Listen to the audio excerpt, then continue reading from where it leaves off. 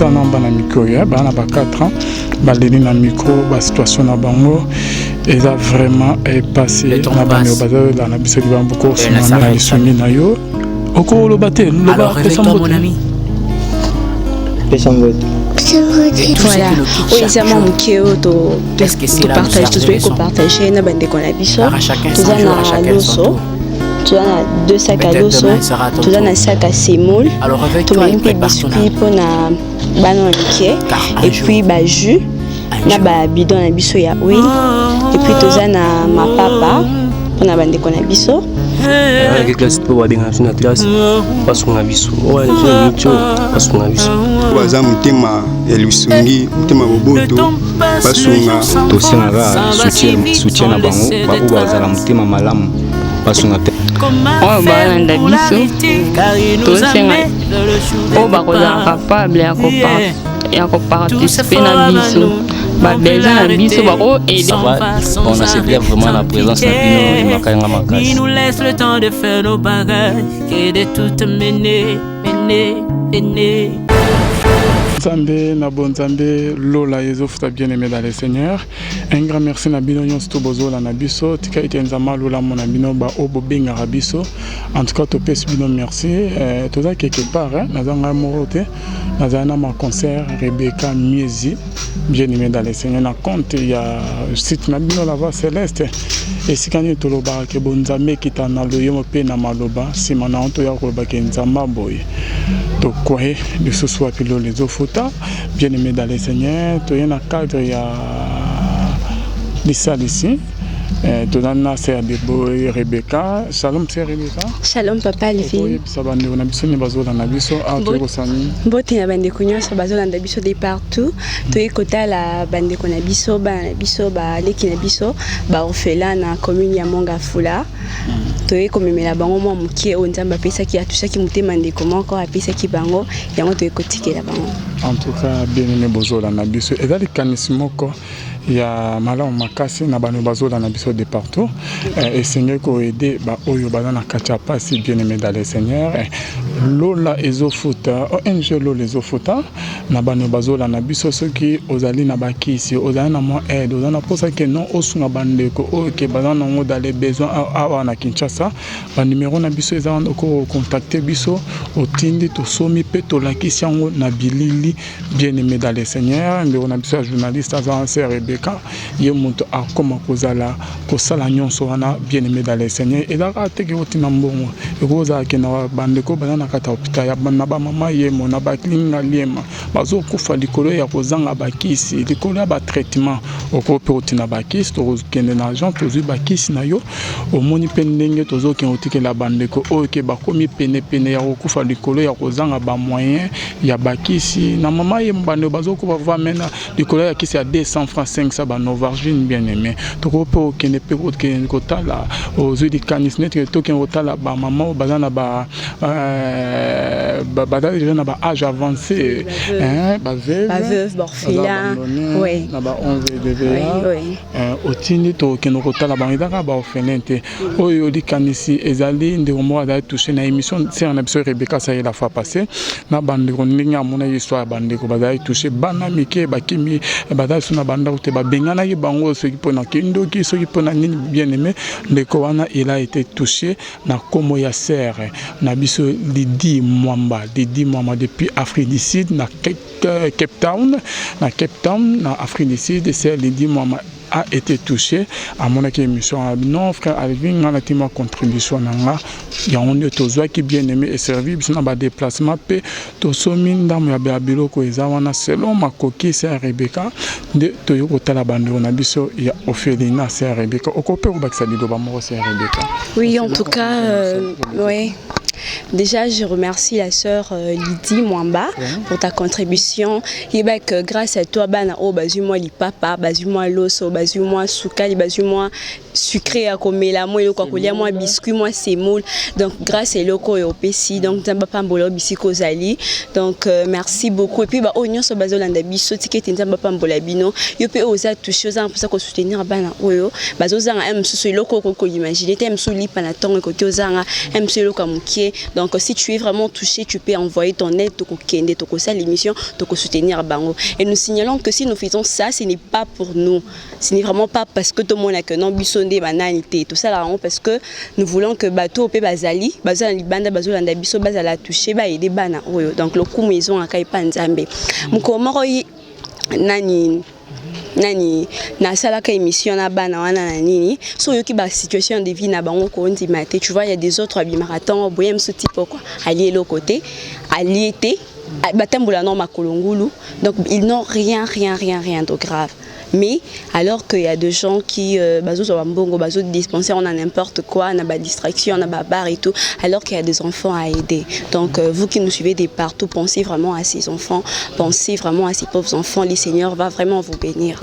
En tout cas, bisognon surtout nzama lokota biso quelque part. Nazolo banandeko ke outa na passe yo pozanga olamingi na fa na vie na yo le nzama commission oyo yo zalelo salisa bana oyo bazangi banana difficulté bazoko tamulate bazoko awoliate bazo souffrir awana kimbazi chance ya komene vie oyo zo menete salisa bango nzambe mukola kusuka ako kanisa yo bien aimé tozana ONG awa yande on a biso pasteur Meshak quoi. Shalom papa. Shalom papa. Bonne santé par Meshak. Par la grâce de Dieu ça va. OK papa Meshak bando bazo la de partout de lobani yoko lo baba monio le sous.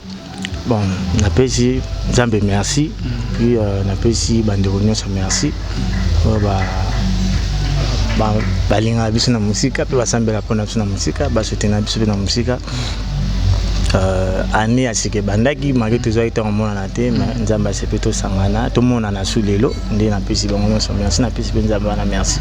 OK papa Michel lelo équipe à la voix céleste et yo kotala yo et longo na Sœur Rebecca na zoti ke Sœur Rebecca miko pour na présenter mon ndam ya lisungyo biso na compte à la voix céleste oyaki nango na bandeko bazo landa biso boko pe obenga papa Meshak ekozala bien ba bazo numéro na yango na opesa numéro na lisungi ya ndeko na biso ya mwasi Lidi Mwamba oyo ke apesaki ya onde to ya kotala bino. OK merci. OK.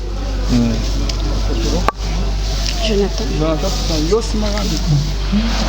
Voilà, oui, c'est moi qui to partage, to dois partager na bande qu'on a biso, to na loso, to na 2 sacs à loso, to na sac à semoule, to même pe biscuit pour na banon liquide et puis ba jus, na ba bidon na biso ya huile et puis to na ma papa pour na bande qu'on a biso.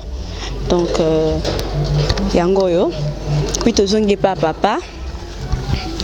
Zonge pa papa. Papa, bosala ndenge nini pona kolia, comment vous faites s'organiser ndenge nini?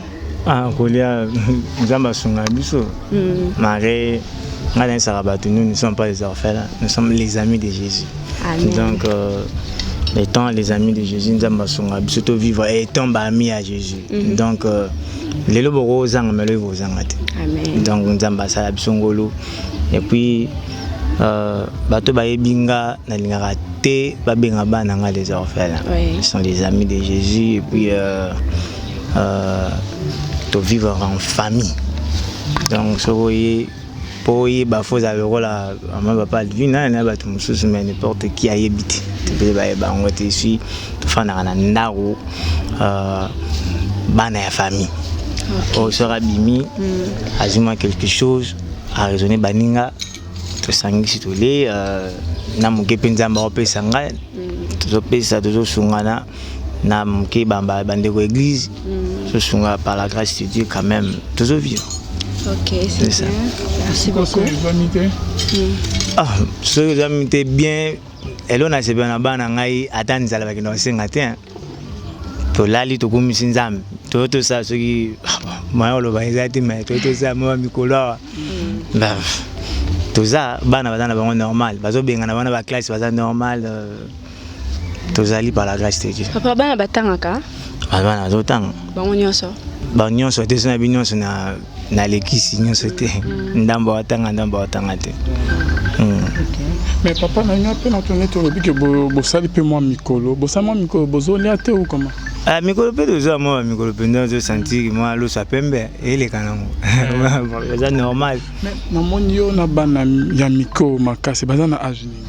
bana oh miki makasi te miki bana bana ba 4 ans 5 ans ba 7 ans bazali 8 ans 10 ans 11 ans bazali timata bango pe famille sonora ozu bango ne bana miki bo ba se retrouver que les bana ba orphelin papa non nga eza na bato ba otikelanga bato otikelanga ba parents na bango non ba famille mususu akoki kobokola na ete amoni mwana soki ndenge nini nga nalinga te babenga les enfants j'aime pas obenga bana bandoki moi j'aime pas babeki non pasteur mais chaque musala na ye baza musala bon na obenga musala onza mapesa ngai ya koteya et puis ya koluka ko pratiquer le samba solo c'est ça. Ok, merci papa. Et il y a le bras déjà. Hein? Ouais. Bonjour Yaya. Bonjour. Ça va? Très bien. Comment on a Dieu? Nani? Dieu. Dieu. Ok. Merci beaucoup papa. Tu n'es tout nani susu. Pour naba oyo baza plus âgé et tout. Basa la rani ba passer ba journée na bango kaka awa to ba bimaka pe ba kendaka kusala ba activité mon quelconque. Non, nga na ebsaka batu. Tant on beaucoup là bana parents non ça prépare avenir ya bana ko tant exam abeti za bien mais il faut préparer avenir ya bana donc baza bana na nga bandeko na ngai donc na rolinga te bango baza sans avenir donc na sala di tout ba avenir bango ça la bien donc ça na bana c'est tout ba otanga ba présenter examen d'état 7. Alors, l'année passée, il y a eu 6, 4 bazouis, des bazouis étaient pour la faute à moyen. Mais cette fois-ci, il y a 7 bazouis. À part, il y a des la mécanique, la métier, petit fond, il y a musique, guitare, synthé. Donc, les fils qui sont en métier, et puis, ils ont un côté de chauffeur. Oui, c'est une bonne chose. Donc, c'est pour la ligne. Exactement, beaucoup de mois à un moment donné 100%. Non, moi non, moi na a kumba mutu kama na wa sala métier na vie wa sala bien un jour. C'est ça avantage na ngata bango ba futi ngate nzamba futanga. Ok, merci papa. Ouais. Merci papa, te moni bananda mbu misu baza wapi? Non, misu ba kekasa, misu ba fana ra et pas ngate na jana misu bon vie qui ba moyen ko laisser chaque jour, tu vois ko fana les ana bien mais ko liaka chaque jour.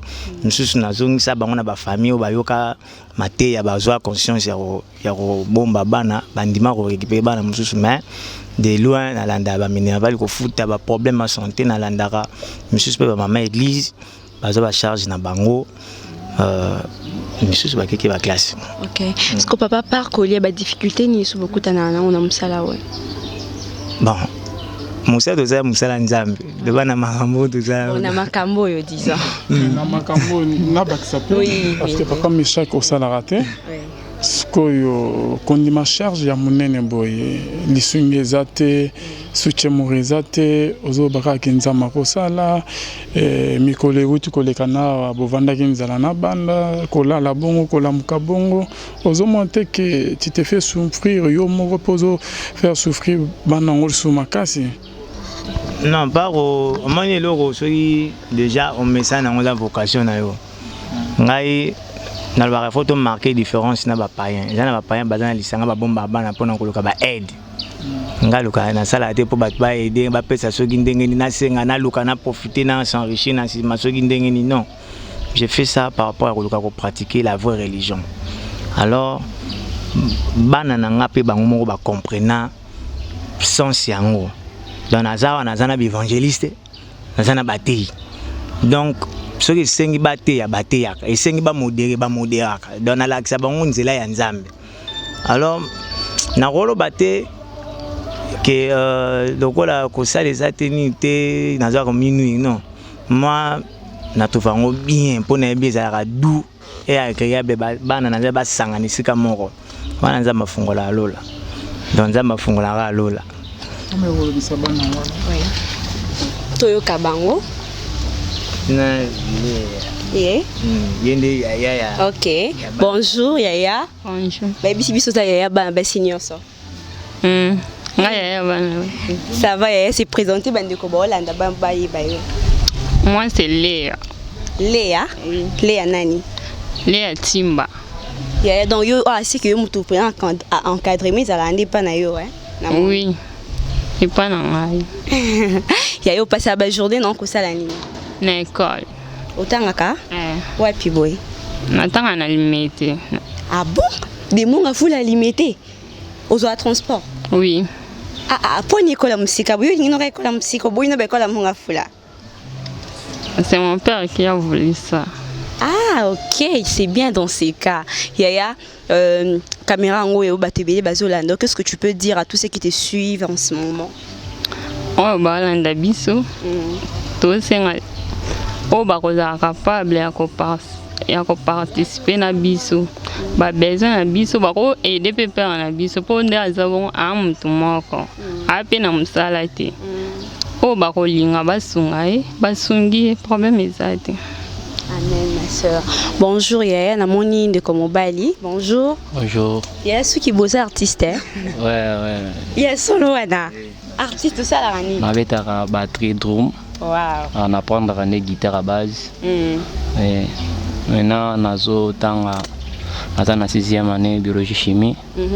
On a représenté piano. Mon problème est pour nous vraiment papa tout ça na papa soit encadré biso ensemble papa zali boko moko donc senga toujours ba aide ici ka bato ba ko sepela ko aider biso pour na makambo ya classe na biso premièrement tout ça nous besoin totanga vraiment d'études na biso vraiment trosenga ba aide ba o ba ko sepela nzamba ko toucher mitema na bango ba aider biso pour na betite na biso on a qui nous besoin le bain.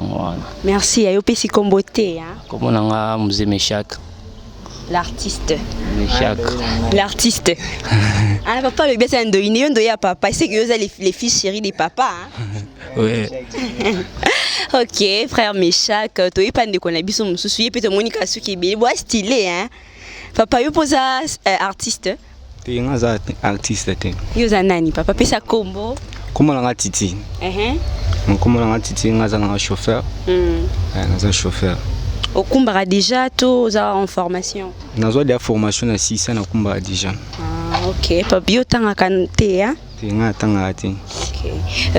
To singara soutien na bango ba o ba zala mutema malamu basunga père na biso azali bo moko. Azwanga de biso azaka yimoko azana musala wa salati. Ba o ba zala mutema malamu nzamba ko toucher bango ba ida biso. Ok, merci beaucoup. Toye lisui pande konabiso. Bonjour Yaya. Bonjour. Comment on nani? Oui. Pesa lobali lobamo kona ba o bazolanda biso. Na senga aide e bato basunga biso o papa na biso aya musala te azala te ba sunga biso musala mo asala te malonga mais to lia pa ga senza to vivre to a bonne santé mingo na bezati basunga swatanga biso to natanga na 4e papa na biso babenga biso na classe papa za makoki mingi te yango vanzo ke classe te hein ke classe po babenga biso na classe basunga biso oya na biso na micho basunga biso basunga papa biso akene liboso. Ok, merci. Tozonge pande konabiso artiste ba impression na yo pour la visite na biso. Bon, on a sepelé dans makasi vraiment na remarqué bon on a appris ça qui ont vraiment premièrement comme on a présence na bino comme ko aider biso batu ba mona biso pe ba poste ça na biso pour ma classe ba minerval bon on a sepelé vraiment na présence na bino et makanga makasi. Merci beaucoup. Toi suis pas ya na biso papa chauffeur. Ah moi liboso yona. Oh Yaya, l'aîné de la famille. Bonjour. Bonjour. Yaya comment nani? Moi Jonathan. Jonathan nani? Jonathan Mayamba. Donc yo les fils aînés des papas, l'héritier du trône hein. Oui. Yo l'héritier du trône boyango. Non, aussi. Oh oui, cause l'héritier. Oui. OK.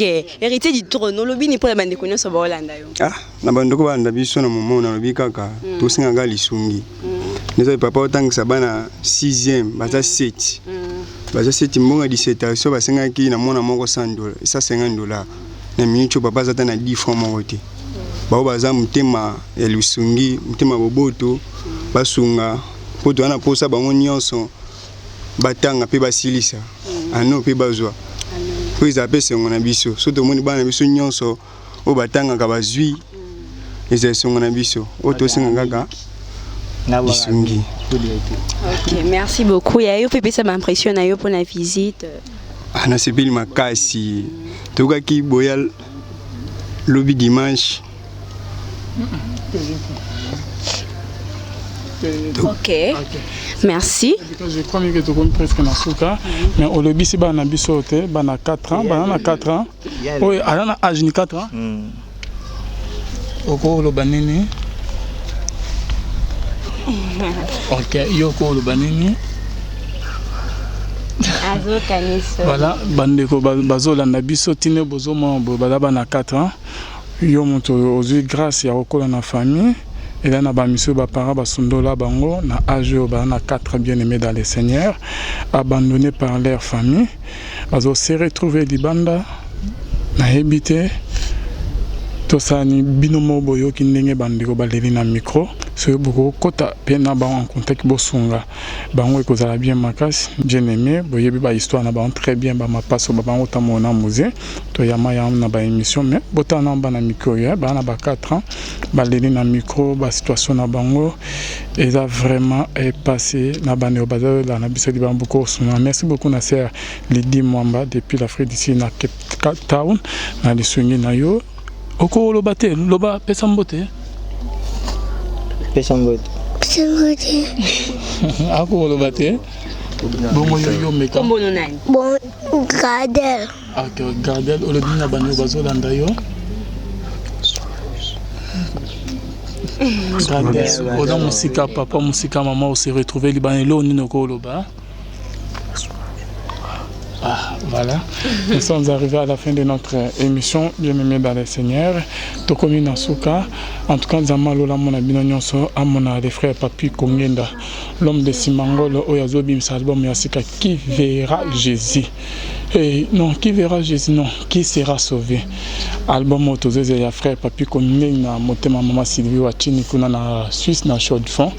Qui sera sauvé, bien-aimé dans les saints Tozozela, na Philo Mouko, Motema Vivens de Homo, na Londres, na Mama Gisèle, Lukwelo, Motema Papa Emmanuel, na Boston, na Maman Nabiso Mami Mbunga, Motema Papa Blaise Mbunga, na Suisse, et sans oublier l'homme de Dieu, l'homme pacifique, Montona Kibozame, les pasteurs Feza Missi à la bouche autorisée de l'Éternel, Nazéric P. Nandero Nabiso, Mokol Ser Lydie Mwamba, depuis Suisse, et depuis Afrique d'ici, na Cape Town, Zamalola, Amona Lola, et Foutonatiki, Micro, Nasser, Rebecca, Miezi, a des annoncés émissions à différents. Ok, merci beaucoup. Na reçu qui s'akaka, reçu qui émission, on a verset biblique Oyo. Nous avons Matthieu chapitre 25, verset 31 à 46. Je vais lire au nom du Seigneur. Voilà, 31. Lorsque le Fils de l'homme viendra dans sa gloire, avec tous les anges, il s'assiera sur le trône de sa gloire. Toutes les nations seront assemblées devant lui et il séparera les uns d'avec les autres, comme les bergers séparent les brebis d'avec le bouc. Il mettra le brebis à sa droite et les boucs à sa gauche. Alors le roi dira à ceux qui diront à sa droite, à ceux qui seront à sa droite, pardon, venez, vous qui êtes bénis de mon Père. Prenez possession du royaume qui vous a été préparé dès la fondation du monde. Car j'ai eu faim et vous m'avez donné à manger. J'ai eu soif et vous m'avez donné à boire. J'étais étranger et vous m'avez accueilli. J'étais nu et vous m'avez vêtu. J'étais malade et vous m'avez visité. J'étais en prison et vous êtes venus vers moi. Le juste lui répondront, Seigneur, quand avons-nous venu et avoir faim et t'avons-nous donné à manger, ou avoir soif et t'avons-nous donné à boire? Quand avons-nous vu étranger et t'avons-nous accueilli, ou nu et t'avons-nous vêtu? Quand avons-nous vu malade ou en prison, ils sommes allés vers toi, pardon. Et le roi leur répondra, je vous l'ai dit en vérité, toutes les fois que vous avez fait ces choses à l'un de ces plus petits, c'est à moi que vous les avez faites. Donc pensons à ces enfants, pensons vraiment à ces pauvres enfants, le Seigneur va vous bénir. Donc vous avez compris ce que veut dire le verset, ce que veut dire ces chapitres. Donc que le Seigneur vous bénisse. Surtout merci de nous avoir suivis. Nous étions ici à Mongafula chez notre papa, Toyakota Labana, grâce à la sœur Lydie Mwamba en Afrique du Sud. Que le Seigneur vous bénisse. On se retrouve très prochainement. Bye bye.